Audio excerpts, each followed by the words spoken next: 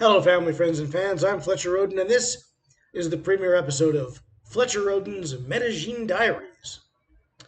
Well, for those of you who don't know me, I'm a writer by profession and a musician and songwriter. I do a lot of recording and I release albums through Amazon. In 2004, I had one called I'm Possible. Also, I had a four-record set called Quadrilogy. And in 2025, I've got two a cappella albums, Under the Wolf Moon, that comes out around May or June, and Under the Christmas Moon, that comes out around November. And there'll also be the release of an archival album that I recorded like 30 years ago called A Christopher Walken Christmas. That one will be free. There'll be more details on that later. But let's get to this whole thing, which is I'm a digital nomad, and I found myself in Medellin, Colombia. So here is where I am, and since this was once known as the most dangerous city in the world, I thought I'd share my thoughts with you. It's also currently known as one of the expat capitals of the world. So uh, let's talk about it. Let me give you some advice on what to do when you're here and what not to do. I've seen a lot of videos on Medellin and Bogota and other places. So there are some things they missed. And if you're traveling to Medellin, you want to watch this video and probably download my records too. Okay, so first thing is when you're coming into Colombia, immigration. So I flew into Bogota from Quito, which is the capital city of Ecuador. And there was a 1 hour layover between Bogota and my flight to Medellin. And the the wait at immigration in the Bogota airport was way longer than an hour. Okay, so let me just tell you this: if you're coming into Bogota from another country, in order to transfer to another domestic location like Medellin or Cartagena or anywhere else, if you're coming into Bogota, leave yourself a lot of room before your connecting flight because that immigration line is long and slow. And even though they were very fair, honestly, the guy was really rude. He was so brusque and rude. Uh, I mean, I could just sense the hatred, honestly. And I didn't know him, he didn't know me, but I was an American. Womp womp. Anyway, so if you're coming into Bogota, give yourself 2 hours before your connecting flight somewhere else. Very important. Now, in my case, they did delay our flight because we were all stuck. They had a plane load of passengers who weren't going where they hoped to go when they hoped to go there, which is Medellin. So they did delay the flight, but don't count on that happening. Give yourself 2 hours before connecting to anything going out of Bogota. And also, when you get there, you have to have this is vital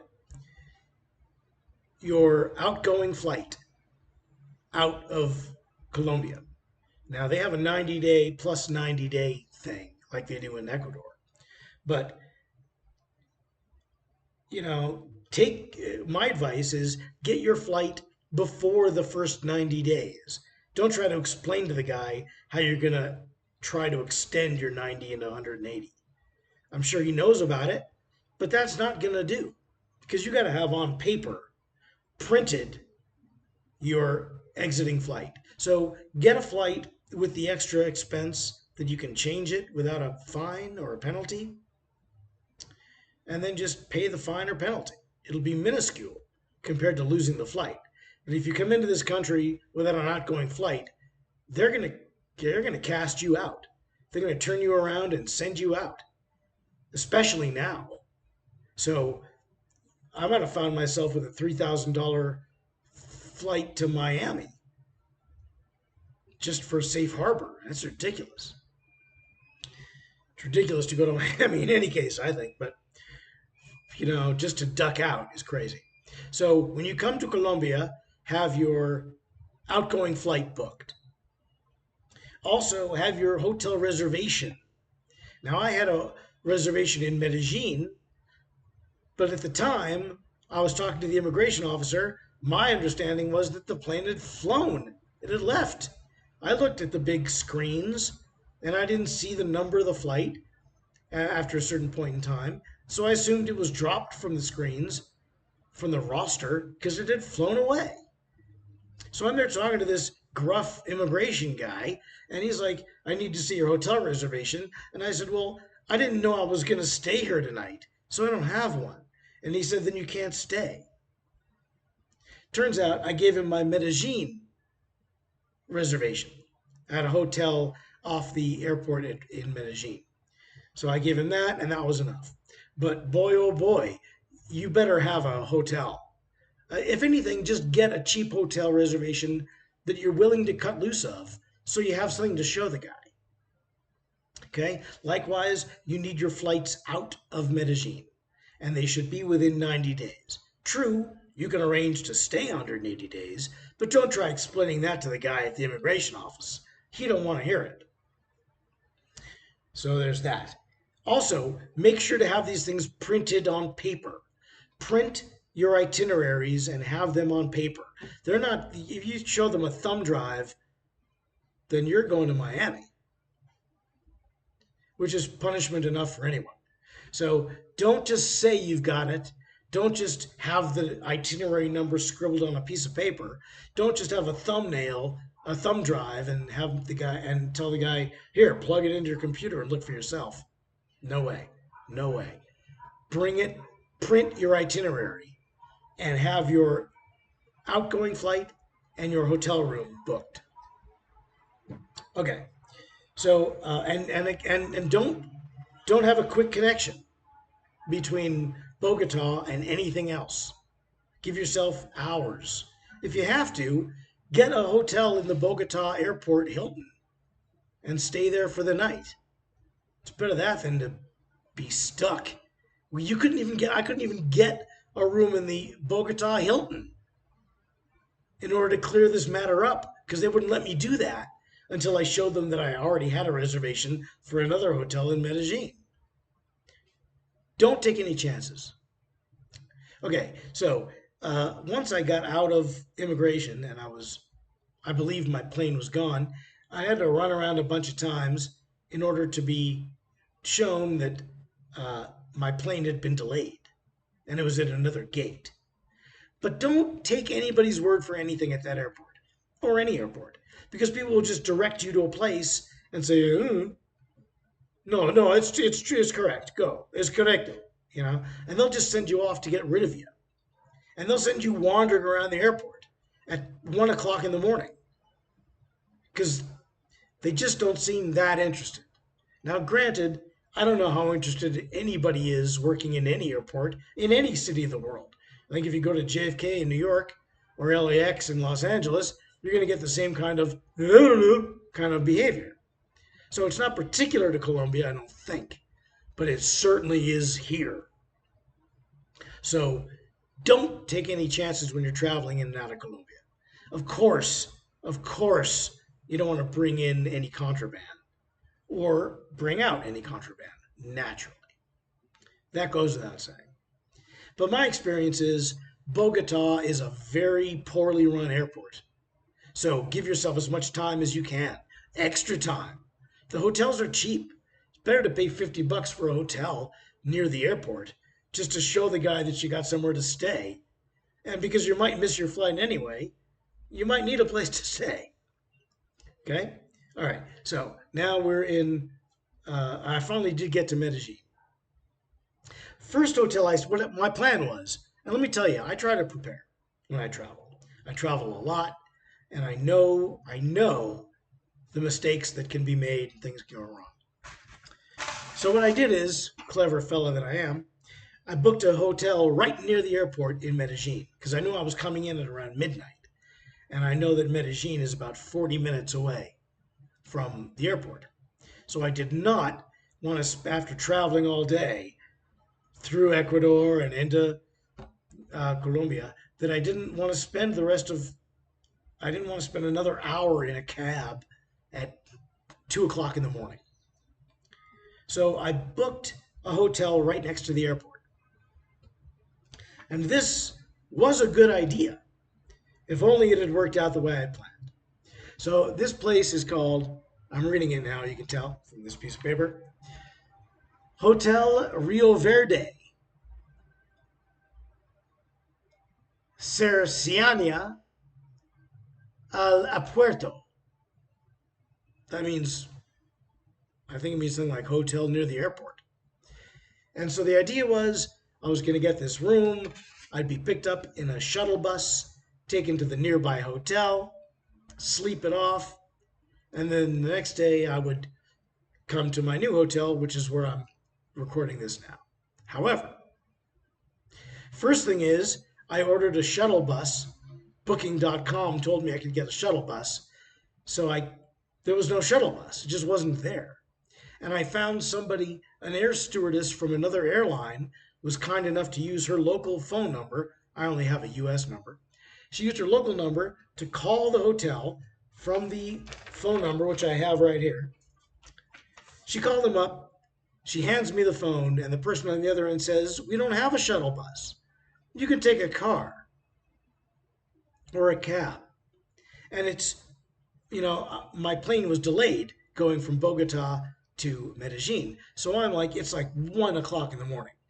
And I'm standing out in front of Bogota airport with somebody else's phone, and some woman is telling me they don't have any shuttle bus. This is Hotel Rio Verde. So I got to get a cab to this hotel.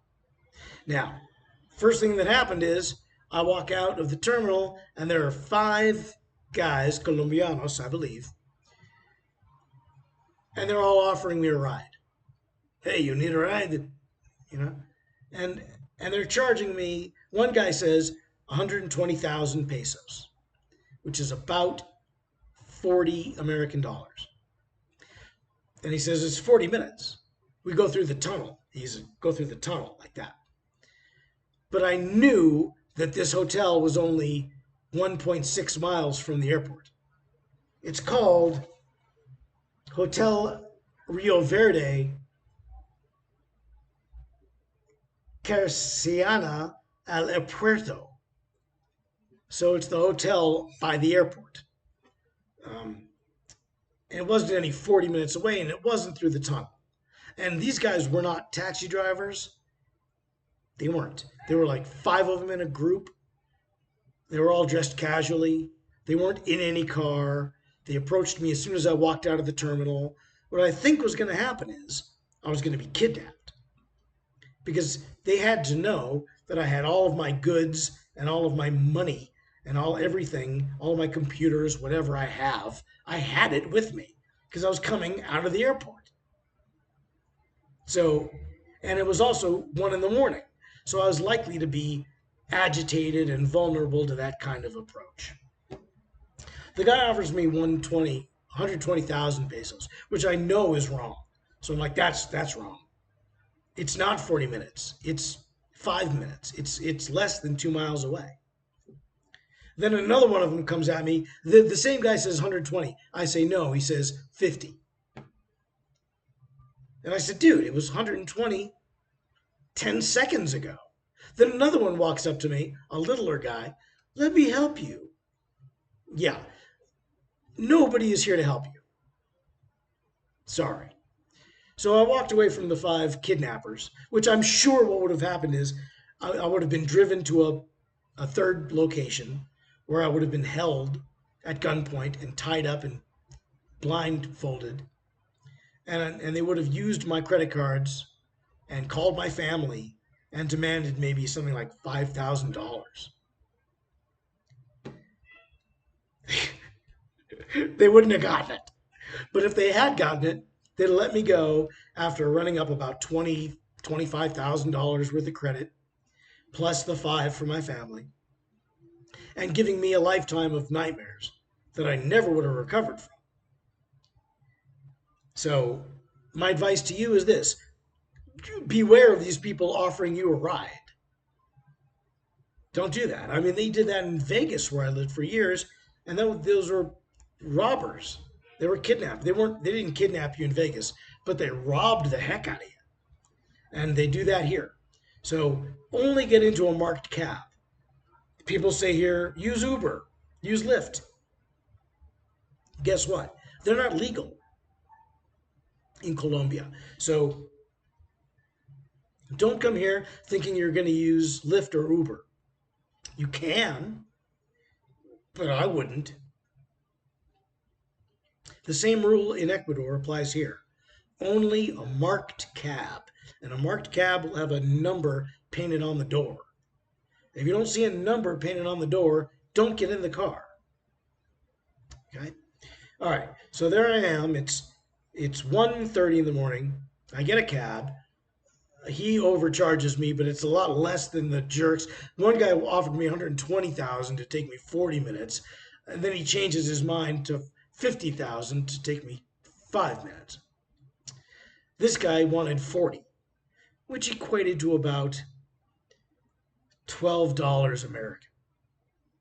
So I thought, all right, if he's ripping me off by 100%, then it's only $6. It's a lot better than, you know, losing my psychological well-being for the rest of my life and maybe $20,000-$30,000.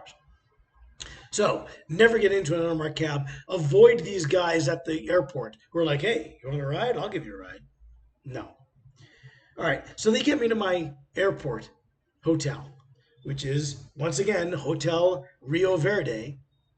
And sure enough, because I call from the terminal and with someone else's phone, and they say, no, we don't have it. We don't have a shuttle bus. And I pay 50,000 pesos to get to the hotel, and sure enough, there's a shuttle bus parked right in front of it. So when I'm checking in, I say, what's the deal with the shuttle bus? And they say, yeah, it's available 24 hours. And I said, well, that's not what I was told. And they told me I never called. They looked up my number because I didn't call from my number, an American number. I called from someone else, some good Samaritans, local Colombian number. But even so, the information I was given was pure, dead wrong. The reason I chose that hotel was that I could get an airport shuttle. So I didn't have to worry about getting into a cab at 1:30 in the morning in Colombia. Sure enough, that's what I had to do. So I get to the hotel. I try to check in. They won't say anything about the shuttle bus. They deny knowing anything about it. They deny that I ever talked to them at all. And then they won't let me pay for the room because they say I got to pay for my room through a link that's sent to me through my smartphone. So I pull up my smartphone, I click on the link, and what happens? Nothing. The link is a rubber band. Nothing happens from it. I can't pay through it. I can't do anything through it. All I can do is put my finger through the phone, but I can't pay for anything. So here I am at 1:30 in the morning in this airport hotel in Medellin, and they're like, So I say, look, just give me a room. Can I just, now that I'm here, you're a hotel, can I just rent a room from you for a night, please? And I'll figure out the rest tomorrow. Finally, I managed to do that very thing.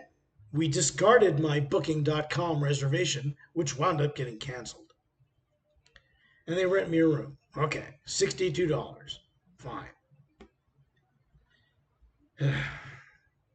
But it's miserable. It's 2 o'clock before I go to bed. Then I wake up, I check out. They call me a cab, and the cab is 120 through the mountain from the airport to Medellin, the city. So if you're going, let me just tell you this: if you're flying into Medellin and you expect to take a cab, first of all, have your hotel call the cab, or don't get into an unmarked cab. And it's going to be about 120,000 pesos, which is about, I don't know, $30, $40. That's what it would cost you in America. So it's fairly reasonable. But you have to negotiate ahead of time. before the taxi leaves, you have to say, how much is this going to cost? Because they will, for sure, run you around ragged and charge you double or triple the amount. And if it's a $40 taxi ride, that could be 120 bucks. So do not let the cab driver drive away until you agree on what the price is. And the price from the Medellin airport to central Medellin is 120,000 pesos, 40 bucks American, no more. All right, so uh, I get to the hotel. It's not great. The service is not great. Hotel Rio Verde. I cannot recommend it less. Go anywhere else. Pay more for a better hotel that'll have shuttle service that they promise. So you're not standing out there waiting to get kidnapped in front of the Bogota airport or the Medellin airport or any airport. Getting into a cab in Latin America can be dicey. And no one wants to do it at 1:30 in the morning. I certainly didn't want to go from the Medellin airport 40 minutes in the dark to some hotel I didn't know. So my advice is don't go to Hotel Rio Verde, but do stay near the airport so you can get a shuttle bus that'll pick you up from the terminal, take you right to your hotel. Boom. Don't go to Hotel Rio Verde. Anyway, next day, nice guy, Carlos, picks me up in a cab. I have the hotel call the cab, drives me to Medellin. Everything is fine. Here I am in my hotel in Medellin. I've got a week or so to find an apartment. Finding an apartment seems pretty easy. If you go to expats in Medellin, and they say Medellin, not Medellin, even though Medellin sounds a lot cooler, it's Medellin. So, uh, you know, come into Medellin during the day. You don't want to be stuck in this town at night without a hotel. It's big, it's dark, it's scary. This was once the most dangerous city in the world. Now it's not anymore. I think probably Detroit is more dangerous, or Baltimore is more dangerous. But I'm not going to either one of those places, you know? And nowhere in Ecuador does it seem to be this difficult. Okay, so here I am. It's day 2 in Medellin for me. I made it through, but you can learn a lot from mistakes I almost made. I wasn't going to get into the guy's cab, but I was interested in talking to him. And I kept saying, "You're a cabbie? Are you a cabbie? Are you a cab? Are you a taxi? Taxi, see?" And the guy just, he outweighed me by about a cool 50 pounds. And he was looking at me up and down, licking his lips. Take a taxi. Get a better hotel near the airport than Rio Verde. Give yourself 2 hours minimum to get through Bogota to wherever you're going. That's pretty much the takeaways from this, the first edition of Fletcher Rhoden's Medellin Diaries. Sorry, Medellin Diaries.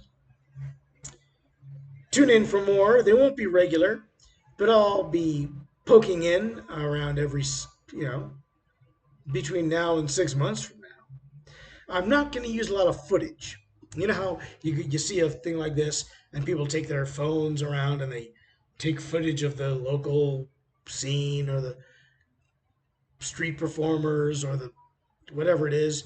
I'm not doing that because something else you should know is they tell you never to whip out your phone around here. The motorcycle thieves, watch out for 2 people on a motorcycle because the one guy is the driver and the guy in back is the grabber. And they'll zoom up to you, grab your phone right out of your hand, and zoom out. Or maybe one guy will put a gun on you and the other one will grab your bags and zoom away. So you don't want that. Don't be flashing your phones or your jewelry. I don't wear jewelry, but I do have a phone, but I'm not going to go around town taking a lot of touristy things just for this. If you want to see what Medellin looks like, go to one of the other videos. There are lots of them. Uh, it's it's a big city, not quite as big as Los Angeles or New York, but comparable to something like, I'd say, Baltimore or perhaps Portland. Bigger than Portland. Um, Not as big as LA, my hometown, but big, too big to think you can conquer it. Now, I'm not one of those Tinder guys. I'm not a young fraternity guy here to get some of that Colombianos punta. But if you are, don't be that guy. What's going to keep me alive here, I think, is that I'm a homebody. I poke my head out to see what's going on, and I come back here and write my books and make my music and have fun. So this is the first installment of Fletcher Rhoden's Medellin Diaries. Tune in for another. They're going to be irregular, but they'll pop up. In the meantime, by all means, do check out my last album, I'm Possible, and my upcoming record, Under the Wolf Moon. It's all new songs and it's all a cappella. And I did an a cappella Christmas record after that, Under the Christmas Moon. But we'll have time to talk about those things later. In the meantime, keep considering coming here to Colombia, Medellin, which is where I'll be. I can't say anything about the other parts of the country. And then reconsider going to Ecuador, which is better so far. Okay. Well, see, one reason I came here is I had to. Ecuador, after 6 months, Ecuador said, come back in 6 months, like most of my friends. But, but in general, I would have stayed in Ecuador if I could have. In any case, I wanted to see if the more metropolitan lifestyle wouldn't be better for me. Medellin, they say, is the hub of digital nomads, and I'm kind of the OG of digital nomads. So I wanted to see that. Where I was in Ecuador, a lot of retirees. Most of the expats are retirees. They're older. And I just felt I liked being the youngest guy in the room, but at the same time, I felt like it might age me prematurely. You know, I want to be around young, vital energy, and I think that's here in Medellin. I'll let you know when you tune in again for another edition of Fletcher Rhoden's Medellin Diaries, right here on my YouTube channel. Check out my other stuff. I've got books available on KDP, that's Kindle, Amazon Kindle. They're also available in paperback and audiobook format. My records are available for download only, also through Amazon.